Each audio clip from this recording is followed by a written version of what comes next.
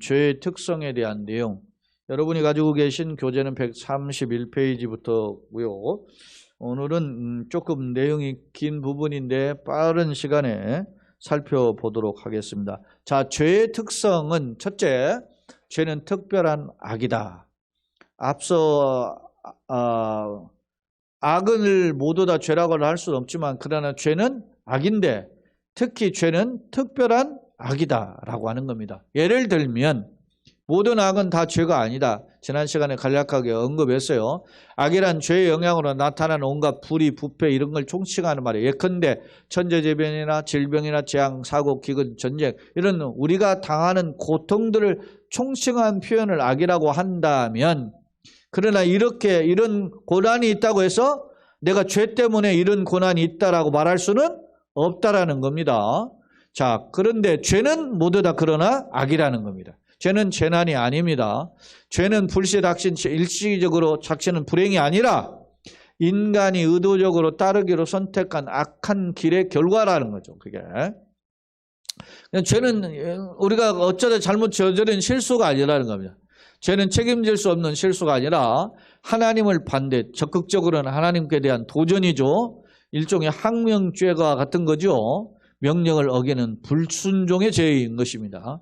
때문에 죄는 악한 선택이고 고의적인 거기 때문에 특별한 악이다. 이렇게 정리해 볼 수 있습니다. 자, 그러면 죄는 어떤 특성을 갖는가? 죄는 절대적인 특성을 갖는다. 그랬어요. 자, 선과 악의 중간 상태는 없습니다.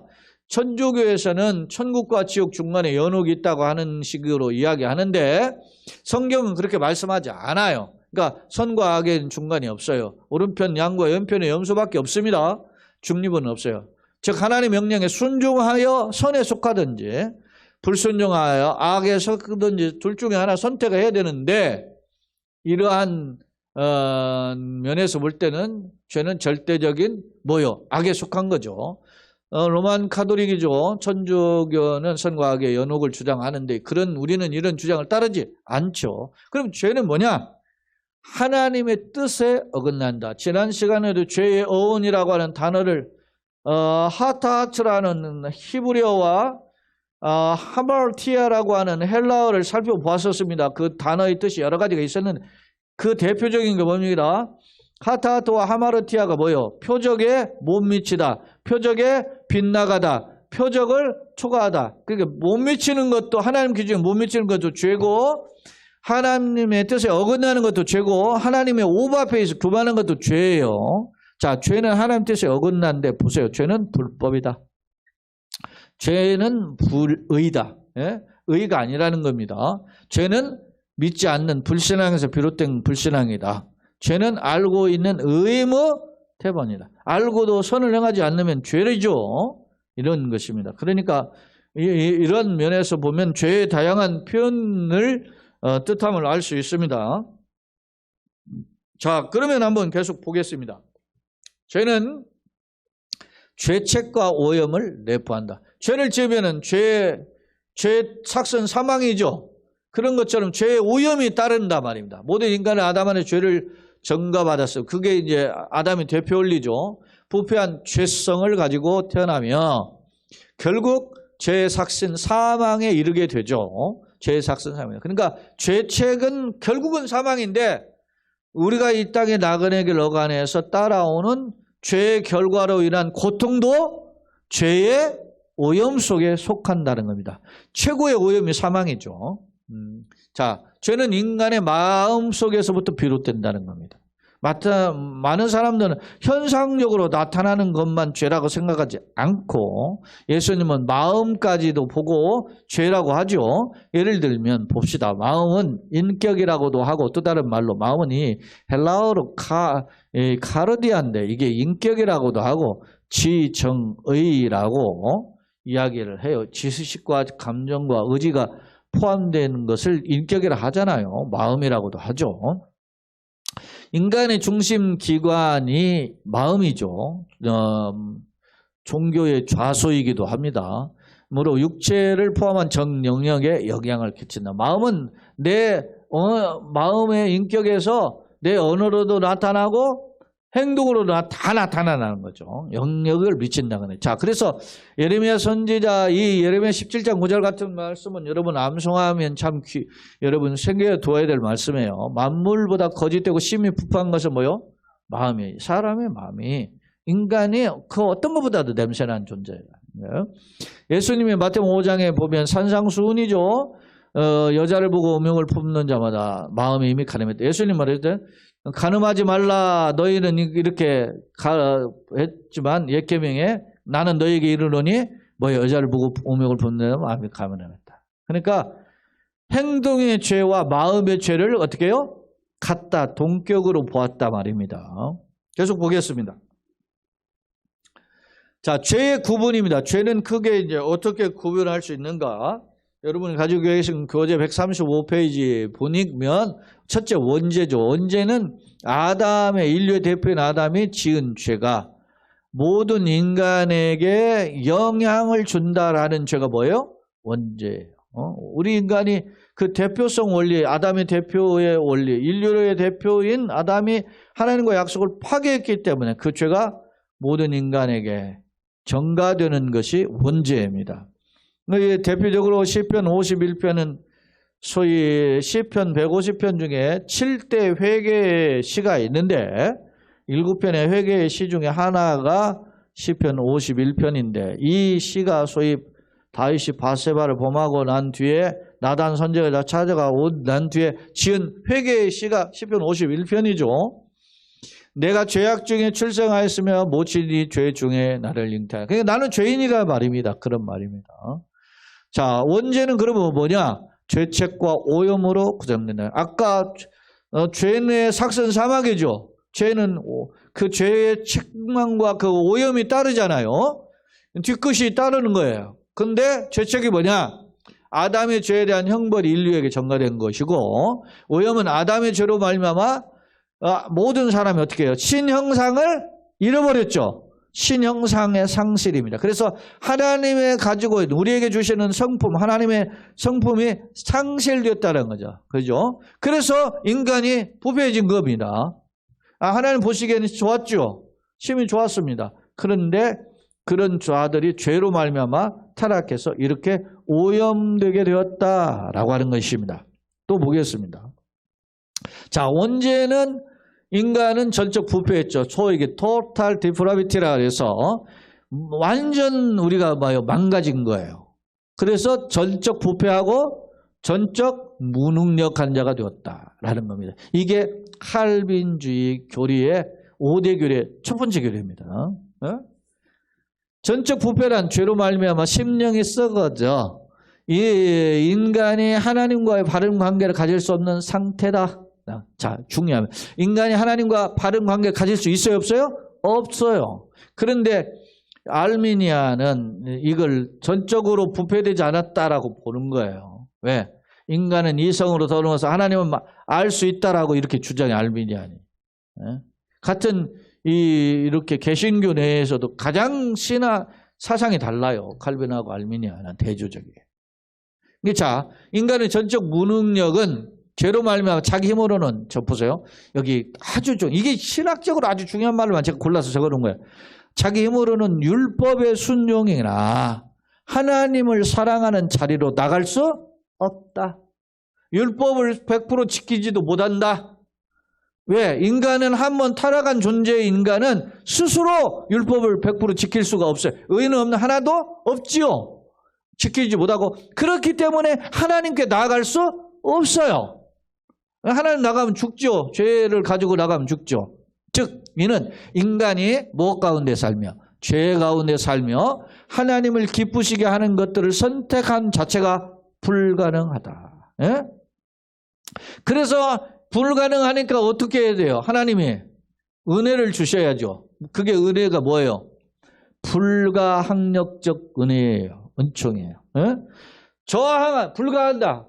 학력, 저항하지 못하는 은혜를 우리에게 줘요. 그러니까 일방적으로 주는 거죠.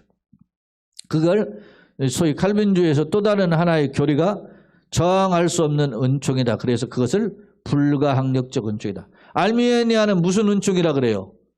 가항력적 은총이라죠. 하나님께 저항할 수 있다. 내가 믿으면 믿을 수 있고 안 믿으면 안 믿을 수 있다. 인간에게 달려있다. 이렇게 이야기하는 거예요.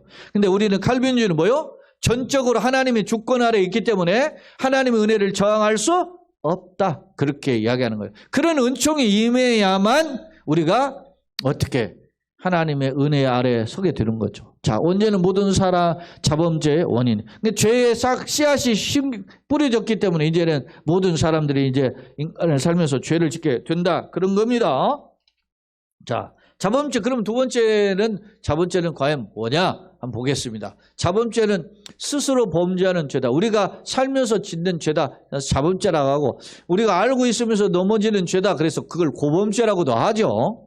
인간이 원죄 영향으로 짓는 죄를 자범죄 이렇게 표현합니다. 자, 원죄는 하나이지만은 아담으로부터 비롯된 죄지만 자범죄는 여러 종류죠. 우리가 살면서 짓죠. 남을 미워하는 죄, 간음하는 죄, 뭐 살인하는 죄, 뭐 많죠. 사기를 치는 죄 많죠. 자, 자범죄는 원죄보다 사실 알고 보면 죄책이 무겁다. 여기가 언더라인이 필요한 겁니다.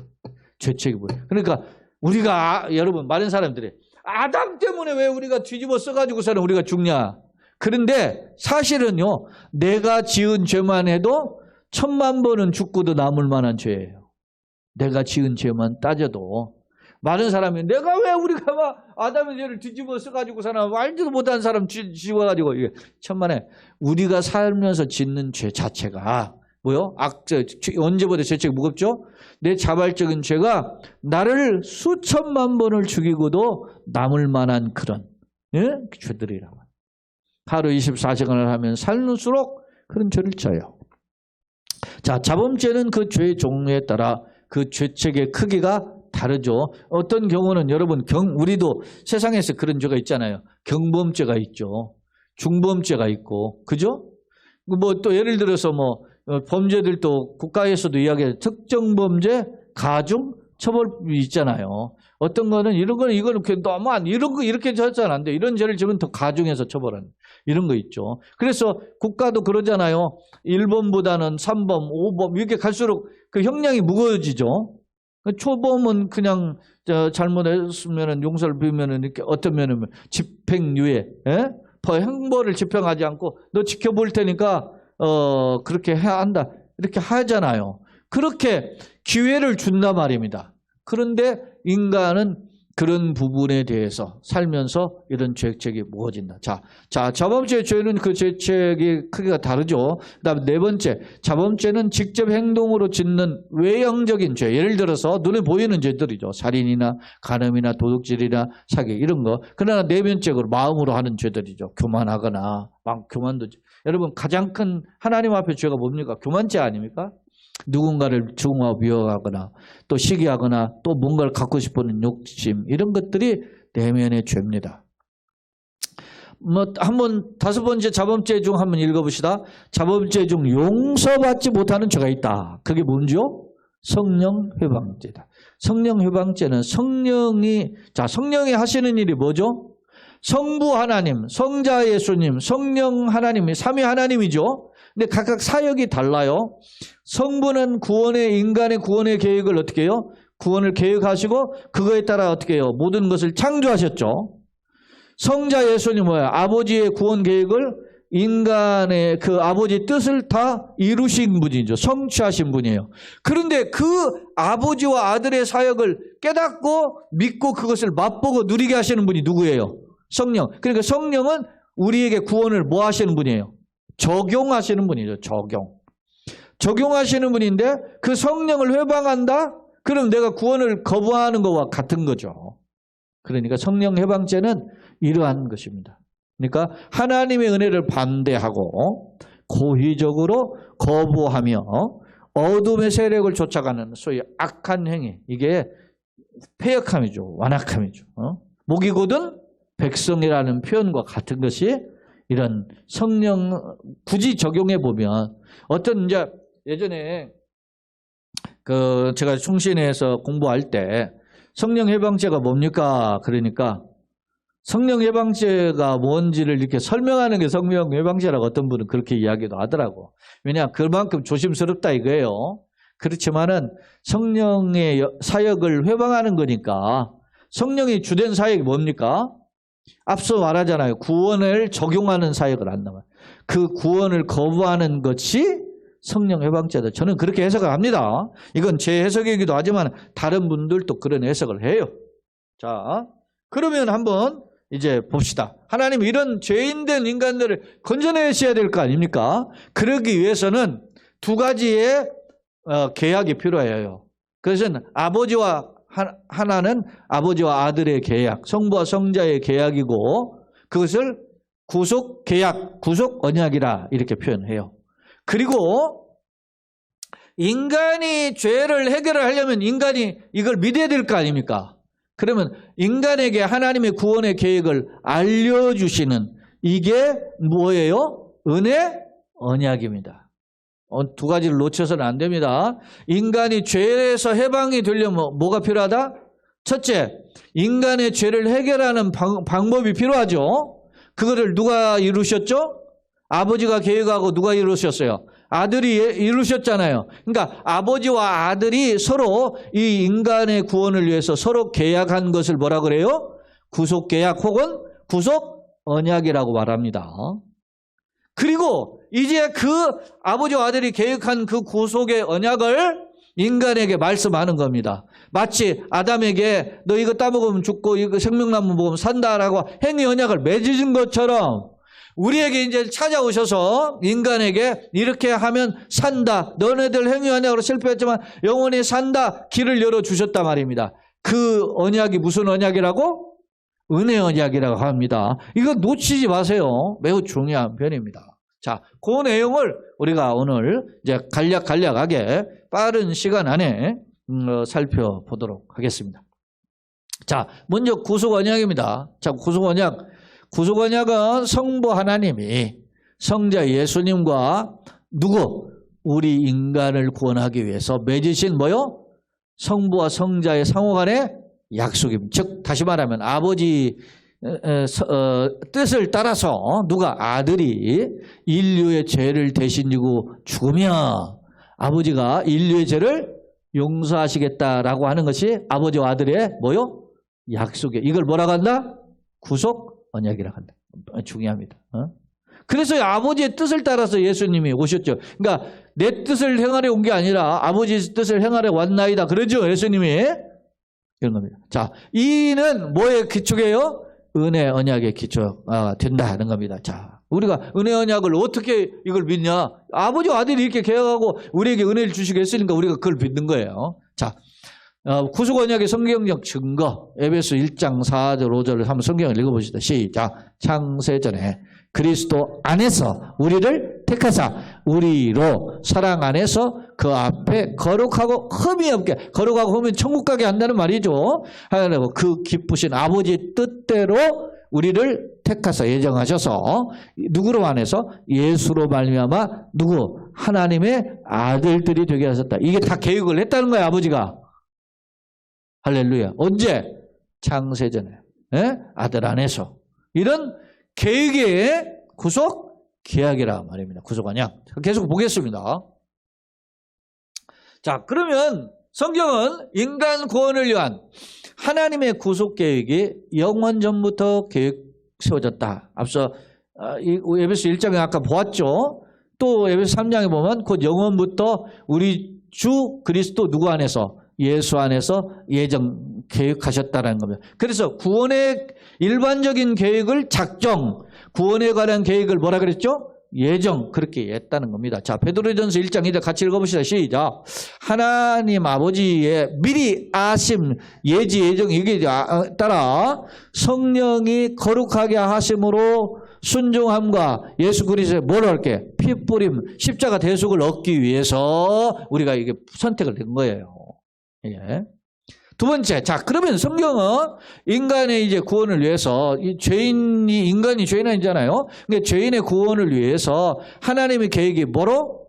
언약, 말씀의 약속으로 되었다라고 이야기하는 겁니다.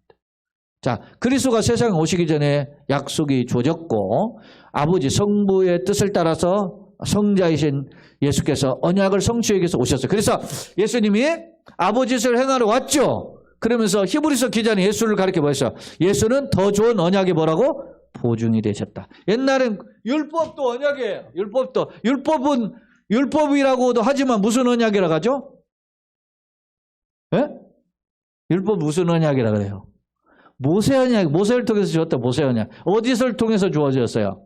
시내산을 통해서 주어졌어요. 시내산 언약. 그래서 율법은 또 다른 말이 모세 언약이라고 하고 시내산을 주어졌다니까 시내산 언약이라고 하는. 그것도 언약이라만 율법은. 그러니까 율법은 또 언약인데 그 언약의 내용이 뭐예요?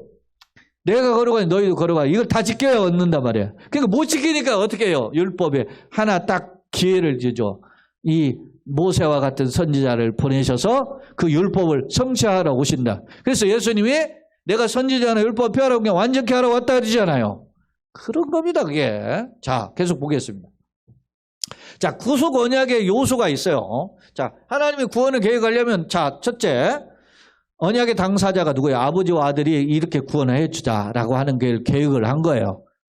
그 다음에 언약의 보증인 누구요? 예수님 성자. 그래서 예수님은 지금도 보좌 우편에서 뭐 합니까? 중보하시는 거죠. 아버지 이렇게 하시자고 했지 않습니까? 끊임없이 우리를 위해 기도하는 거예요. 예수님의 역할이 중보예요. 보증 역할을 하는 거죠. 죄의 형벌을 지고 법적 요구에 응하셔요. 그래서 아버지 죄의 삭선 사망이죠. 그래서 죄값을 다 지불한 거죠. 십자가에 달려서 살려주는 영이 된 거죠. 자, 언약의 조건은 인간 대신을 형벌을 받아서 예수님 죽었죠. 그는 하나님이시지만은 아버지의 뜻을 위해서 이 땅에 오셨고 죽기까지 복종하셨다는 말입니다. 언약의 약속이 뭡니까? 언약의 성취는 성자와 택자. 택자는 선택받은 백성들이죠. 우리들이죠. 그들을 영화롭게 하는 거예요. 근데 어떻게 영화롭게 하죠? 예수께서 부활하셔 보좌 우편에 앉으신 것처럼 우리도 예수를 믿으면 어떻게 해요? 멸망치고 영생을 얻게 하죠. 하나님 아버지를 삼죠. 천국의 제사장 삼죠. 시민권자가 되게 한다. 그게 다 영화라는 거예요. 소위 글로리피케이션. 아직 이루어지지 완성되지 않았죠. 우리가 이미 얻은 것도 있어요. already도 있고 not yet 아직 완성되지 않은 것도 있어요. 이미 얻은 게 뭡니까? 구원의 서정 7가지를 보면 딱 알잖아요. 이미 얻은 거예요. 뭐요? 소명 부르심 받았죠? 중생했죠? 회개했죠? 믿음을 갖죠? 그러니까 법적으로 무슨 소리야? 칭의가 있죠? 법적으로 뭐요? 너는 양자라고 하죠. 그 6가지 이미 우리가 얻은 거예요. 그럼 어디 가운데 살아요 지금? 거룩함에 갖는 7번째 성화, 8번째 하나님의 천국에 들어가서 궁극적으로 하나님 우리를 붙잡아 주시죠. 그리고 마지막은 어디로 가요? 영광의 상태에 들어가요. 영광. 그게 다 아버지의 계획수에 있다. 자, 구속 언약의 성취를 한번 같이 읽어봅시다. 성부는 성자를 보내시고 성자는 성부의 뜻을 따라 십자가에 죽으시고 부활하시고 승천 우편에 앉으셨죠. 이제 성령은 보내셔서 은혜 언약을 믿게 하셔요. 하나님이 이렇게 우리를 구원하셨다. 아버지 아들의 약속이 이렇게 된 거다. 그걸 믿게 하시고 첫째 깨닫게 해. 제가 축도할 때 여러분들 기억하십니까? 보혜사 성령 하나님의 깨닫게 하시고 믿게 하시고 맛보고 누리게 하시면 그렇게 하였잖아요. 그게 성령의 사역이에요. 그게. 은혜 언약을 믿게 하시고 성자의 재림을 통해 택한 자를 영화롭게 하심으로 구속 언약을 어떻게 해요? 성취하신다. 이게 은혜 언약의 핵심입니다. 이제 막바지입니다. 자, 그러면 은혜 언약을 한번 봅시다. 이제까지는 구속 언약이 있는데 은혜 언약은 크게 이제 2페이지로 제가 한번 간략하게 정리해봤어요. 첫째, 읽어봅시다. 은혜 언약은 뭡니까? 구속 언약, 아버지와 아들의 계약이죠. 언약은 성부와 성자의 계약이라면 은혜 언약은 성부와 누구? 우리 인간들 모든 인류와의 약속이에요. 근데 그 구속 언약은 모든 인류의 구원을 위한 하나님의 계획이라면 그 은혜 언약은 그것을 어떻게 해요? 성취하시는 통로예요. 그런데 보세요. 그 은혜 언약은 누구와 구속 계약은 모든 인류에게 열려져 있지만 은혜 언약을 믿는 사람은 제한되어 있죠. 그죠? 그래서 제한되어 있어서 이걸 제한 속죄라고 하는 겁니다. 예? 칼빈의 5대 교리에 또 나온 제한 속죄가. 은혜 언약은 예수 그리스도의 대속을 사역을 믿음으로써 얻는다. 예? 그래서 자, 구약 성경과 신약 성경의 내용을 한번 읽어보겠습니다. 내가 이스라엘 집과 맺을 언약, 이게 새 언약입니다. 이게 이사야 성경이나 예레미야의 성경에서 주어진 언약, 내가 새로운 언약을 맺는다는 거예요. 예?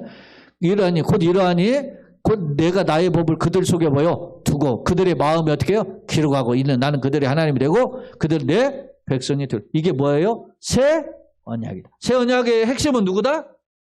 예수님, 그리스도다, 메시아.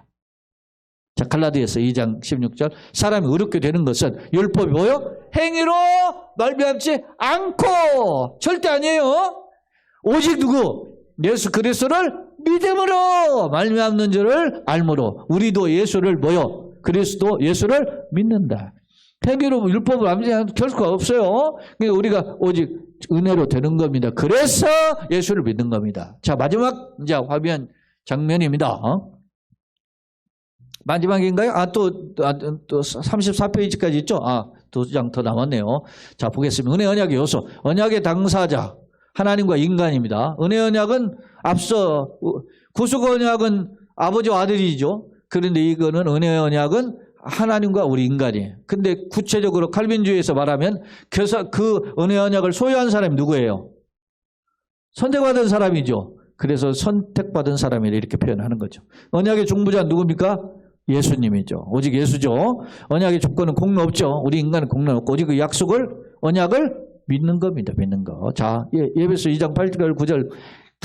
내가 진짜 이 설교하면서 제일 많이 성경 구절 인용한 구절 중에 하나가 이게 에베소 2장 8, 9절이 시작. 너희는 그 은혜에 의하여 믿음으로 말미암아 구원을 받았으니 이것은 너희에게서 난 것이 아니요 하나님의 선물이라. 행위에서 난 것이 아니니 이는 누구든지 자랑하지 못하게 하려 함이라. 그래서 하나님의 구원은 하나님의 선물이에요. 제가 고딕고딕으로 이렇게 딱 해놨죠. 그 선물을 믿는 게 믿음의 의미라는 거죠. 자, 언약의 약속이 뭐예요? 자, 믿는 자에게는 하나님 뭐가 돼요? 자녀가 되고 하나님 천국 백성이 되게 하고 왕같은 제사장이 되고 뭐 그렇게 하죠. 자, 창세기 17장 7절. 내가 내 언약을 나와 너와 내 대대의 후손 사이에 세워 무슨 영원한 언약을 삼고 너와 내 후손의 하나님이 되리라. 이게 은혜 언약의 특징은 은혜로운 약속이다. 첫째, 하나님은 인간의 희생과 노력이 요구하지 않습니다. 오직 일방적으로 주시는 거죠. 은혜 언약은 삼위일체 언약이며 사역이다. 성부와 성자와 성령의 사역인데 성부는 뭐요? 성부의 사랑. 성자는 성자의 보증, 은혜죠. 대속의 은혜죠. 그리고 성령은 국체적으로 어떻게 해요? 적용하시는 역. 자, 은혜 언약은 영원한 언약이다. 시간이 흘러도 효력이 상실되거나 변화하거나 파괴되지 않습니다. 자, 은혜 언약에는 무슨 언약이다? 특별한 선택받은 자에게 주시는. 그래서 예정론인 교리를 10개에서 인용합니다. 마지막입니다. 자, 은혜 언약은 시행 형태는 변화나 본질은 동일하다. 이 말은 무슨 말이냐면 이게 설명을 좀 해야 되는데 시간 관계상 이제 간단하게만 얘기하겠습니다. 자, 시대마다 형태는 변했으나 본질적 약속은 동일하다. 이게 뭐냐? 아브라함 때 주어졌죠. 아브라함 때도 주어졌잖아요. 이 안. 아브라함도 믿음으로 구원받았죠. 모세도 믿음으로 구원받았죠. 노아도 믿음으로 구원받았죠. 시대마다 다르게 보일 뿐이지만 모두 다 뭘로 받아? 은혜로 구원을 받은 겁니다. 아멘. 그러니까 믿음 뭘 은혜로? 하나님의 약속을 믿음으로 그 은혜로 구원받는 것이 은혜 언약이에요. 자, 은혜 언약은 조건적이며 무조건적이다. 이 말은 무슨 말이냐? 조건은 신앙과 순종을 조건으로 해요. 믿어야 구원받는다. 그것이 그렇기 때문에 조건이죠. 그죠? 믿음이 조건이라는. 그러나 내 믿음 역시도 공로가 아니라 하나님의 주시는 선물이다. 그래서 무조건적이다. 무슨 말이 이해가 돼요? 말장난같이만 절대 그렇지 않은 게요. 자, 은혜 언약은 믿어야 돼. 그래서 조건이 믿음이에요. 그러나 그 믿음 자체도 하나님이 주시기 때문에 무조건적, 일방적 은혜다. 마지막으로 은혜 언약은 유언적 성격이다. 예수님의 죽음을 통해서 이것이 성취된 거죠. 그래서 하나님의 선물이고 그리스도의 죽음으로 비롯되고 이것이 인간에게 주어졌기 때문에 유언적 성격을 지닌다. 은혜 언약의 특징입니다. 이게 전부 다. 자, 오늘은 여기까지 살펴보았습니다.